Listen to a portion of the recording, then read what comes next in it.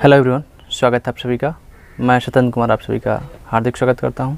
आज हम लोग क्लास 10 ज्योग्राफी का 4th चैप्टर देख रहे हैं, जिसमें हम समझेंगे कि प्रौद्योगिकी और संस्थागत सुधार क्या है, कृषि के अंतर्गत इनमें क्या क्या सुधार किए गए और भारतीय कृषि में किस प्रकार का परिवर्तन देखने को मिलता है।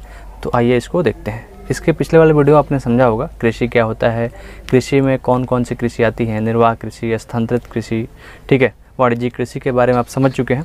साथ ही साथ आप देखे होंगे कि अलग अलग फसलों को किन मौसम में लगाया जाता है, उनके लिए कितनी आवश्यक दशाएं होती हैं, किस प्रकार की आवश्यक दशाएं उनके लिए अनुकूल हैं, इन सभी को आपने समझा है।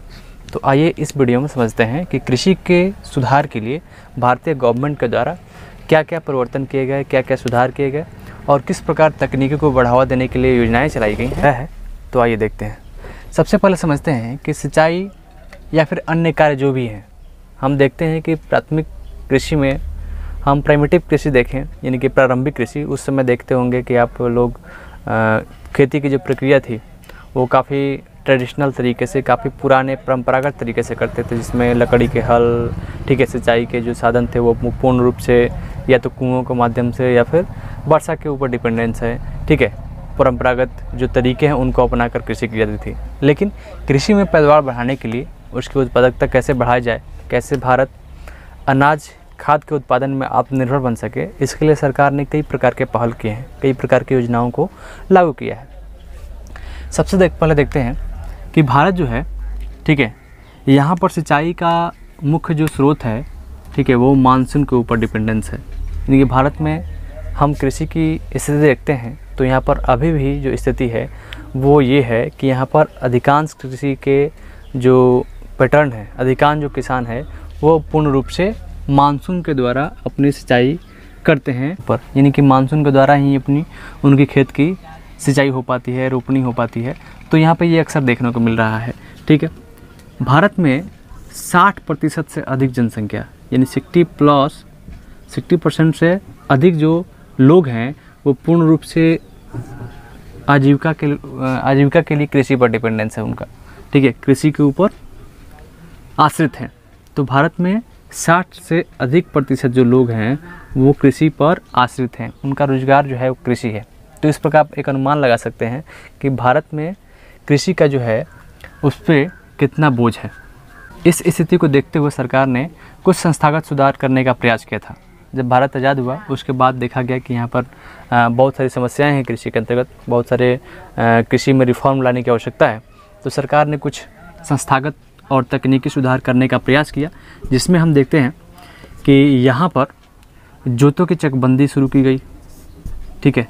अब जोतों की चकबंदी क्या होती है इसको ध्यान से सुनेंगे।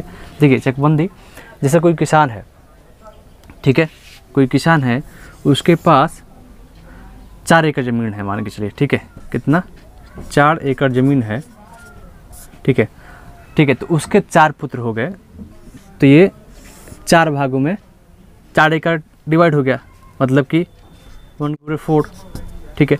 तो मतलब एक एक किसान के अंडर में एक एक एकड़ आ गया, और उसके बाद फिर उसके पुत्र हो गए, तो वो फिर डिस्ट्रीब्यूट हो जाएगा अलग अलग पार्ट में, जिसका कारण क्या है कि खेतों का जो आकार है वो लगातार छोटा होता जाता है। अभी भी ये प्रक्रिया आप देखते हैं कि जो पुश्तैनी अधिकार है उसके तहत खेतों के जो आकार हैं लगातार छोटे होते जा रहे हैं, खेतों का आकार जो है वो लगातार छोटा होता जा रहा है। इसका कारण क्या है, यहाँ पर पुश्तैनी कारण है, ठीक है, जो पुश्तैनी कारण है इसी की वजह से खेतों का आकार लगातार छोटा होता जा रहा है। तो इसी संदर्भ में सरकार ने ये प्रयास किया कि जिस किसान के पास छोटे छोटे ज़मीन है, जिन किसान के पास 48 डेसीमिल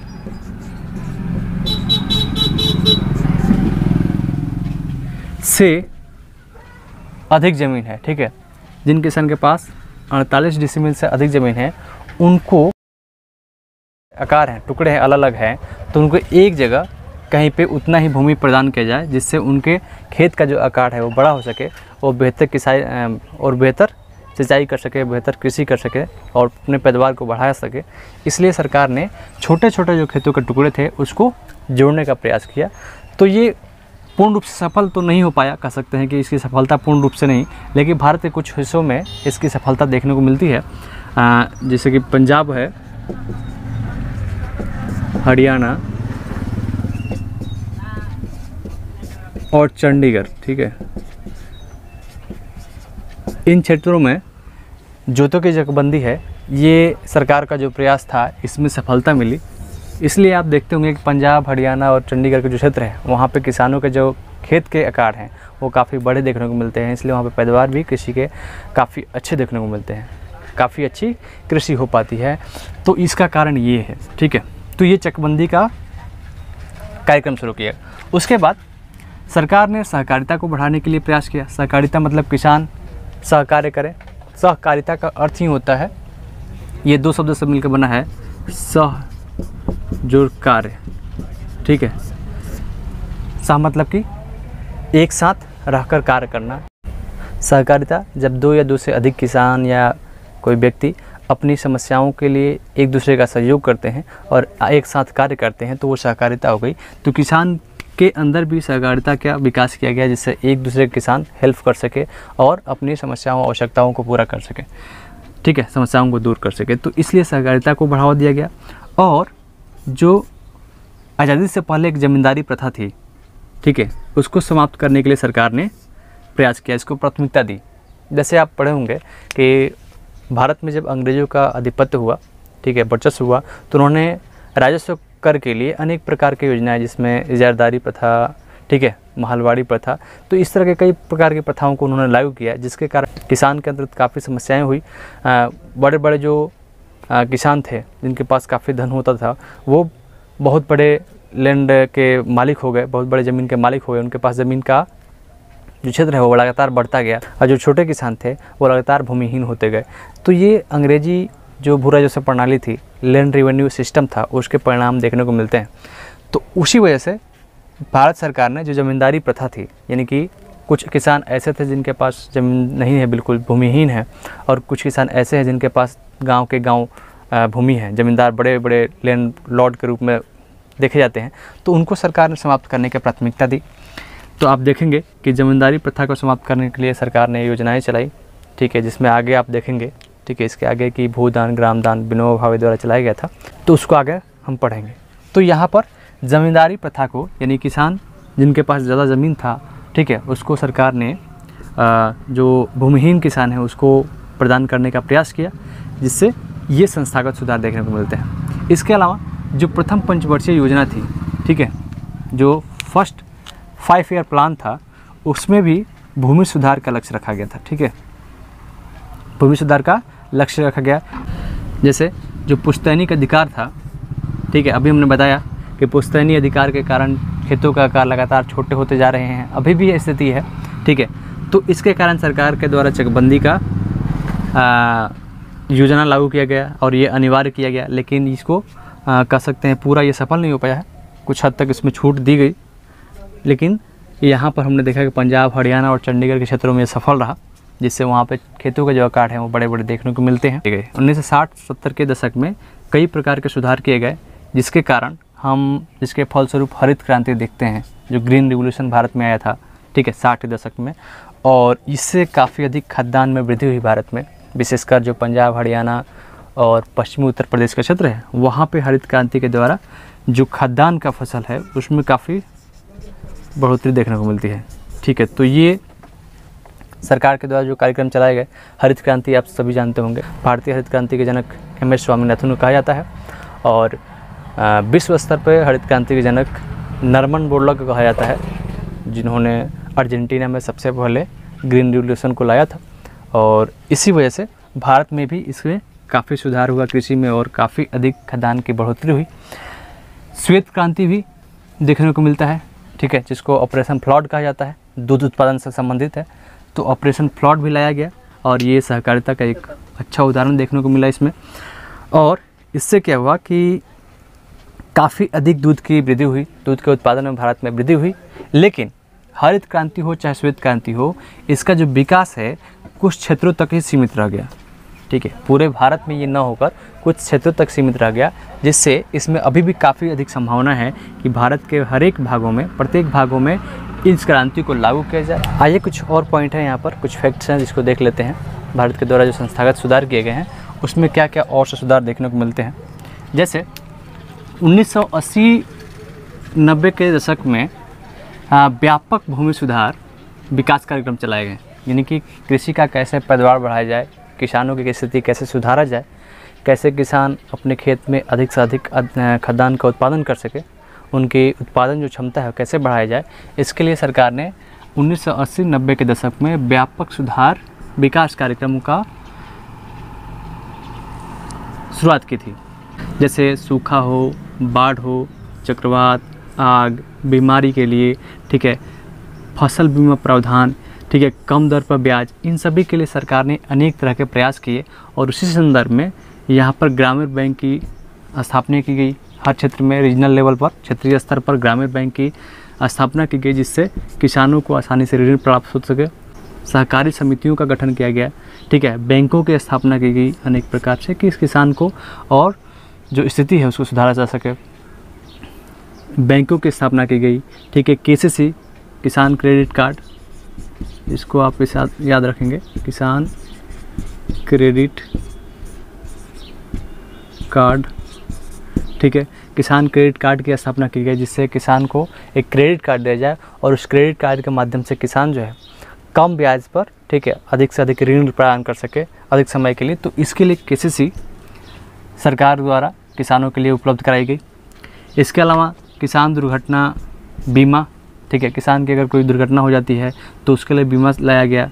व्यक्तिगत दुर्घटना बीमा भी लाया गया, जिसको PAIS कहा जाता है, पर्सनल एक्सीडेंटल इंश्योरेंस स्कीम। तो इसको सरकार द्वारा लाया गया।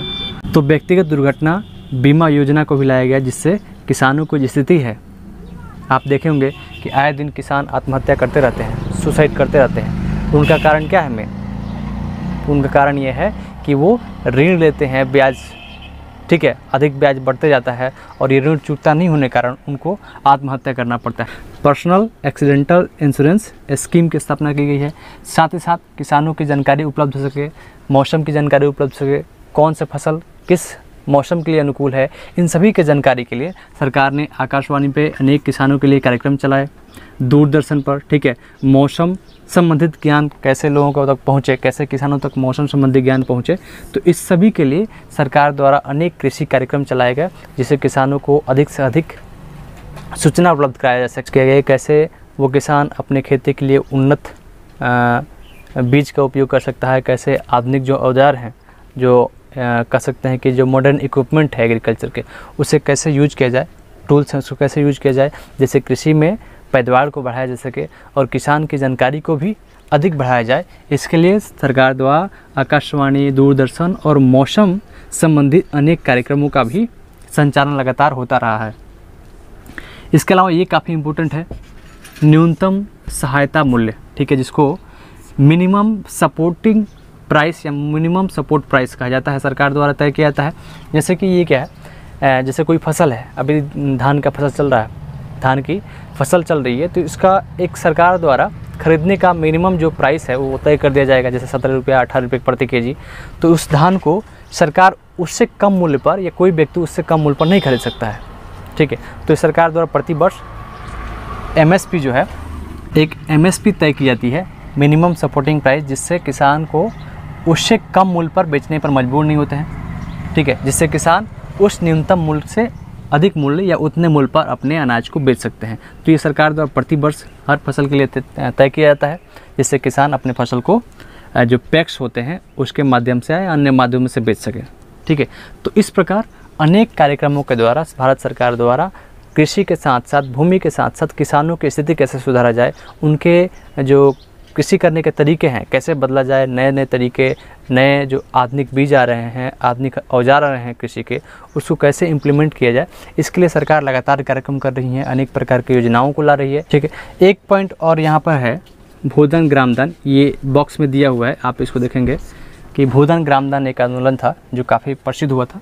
तो यह आंदोलन जो है विनोबा भावे द्वारा, जो विनोबा भावे थे उनके द्वारा चलाया गया था, और विनोबा भावे को गांधी जी का आध्यात्मिक उत्तराधिकारी माना जाता है, ठीक है, गांधी जी का आध्यात्मिक उत्तराधिकारी माना जाता है। गांधी जी के हत्या के बाद उनके विचारों को अनेक गांवों तक पहुंचाने का जो काम था वो विनोबा भावे करते थे। उसी क्रम में गांधी जी के विचार को गांवों तक, अनेक ग्रामों तक पहुंचाने के क्रम में वो एक बार पहुंचे थे पोचमपल्ली, ठीक है, पोंचमपल्ली गांव है जो आंध्र प्रदेश का है, ठीक है, आंध्र प्रदेश में एक पोंचमपल्ली गांव है, वहाँ पे पहुँचे थे और वहाँ पे कुछ भूमिहीन किसान जो है उनसे मिले और उन्होंने अपने लिए कुछ भूमि की डिमांड कि हमें भूमि दिया जाए जिससे हम कृषि कर सकें और अपनी जो आर्थिक स्थिति है उसे बेहतर कर सके। तो उसी क्रम में वहाँ पे एक श्री रामचंद्र रेड्डी नाम के एक किसान थे जिनके पास काफ़ी अधिक भूमि थी। श्री रामचंद्र रेड्डी, इनके पास काफ़ी अधिक भूमि थी और उन्होंने अपने 80 एकड़ भूमि को 80 भूमिहीन जो किसान थे उनको दान में दे दी। ठीक है, श्री रामचंद्र रेड्डी ने 80 एकड़ जो भूमि थी उसको 80 भूमिहीन किसानों में, ठीक है, दान दे दिया, इसलिए इसको भूमि दान या भूदान आंदोलन कहते हैं। इसी क्रम में इस विचार को विनोबा भावे ने अनेक क्षेत्रों तक पहुंचाया। उसी क्रम में जिन किसानों के पास 2 से 3 गांव होते थे, ठीक है, ज़मींदार हुआ करते थे, तो उन बड़े बड़े ज़मींदारों ने अपने गांव को दान में दिया, ठीक है, ग्राम को दान दे दिया भूमिहीन किसानों को, इसलिए इसे ग्राम दान भी कहा जाता है। तो आप इसको याद रख सकते हैं, ठीक है। इसे रक्तहीन क्रांति भी कहा जाता है, तो ये भी याद रखेंगे। रक्तहीन क्रांति क्यों? क्योंकि इसमें किसी प्रकार की हिंसा नहीं देखने को मिलती है, बिल्कुल शांतिपूर्ण तरीके से इस आंदोलन को चलाया गया, जिससे अनेक प्रकार के जो भूमिहीन किसान थे उनको भूमि मिली और जो बड़े बड़े किसान थे उन्होंने अपने भूमि को दान दिया, ग्राम दान दिया।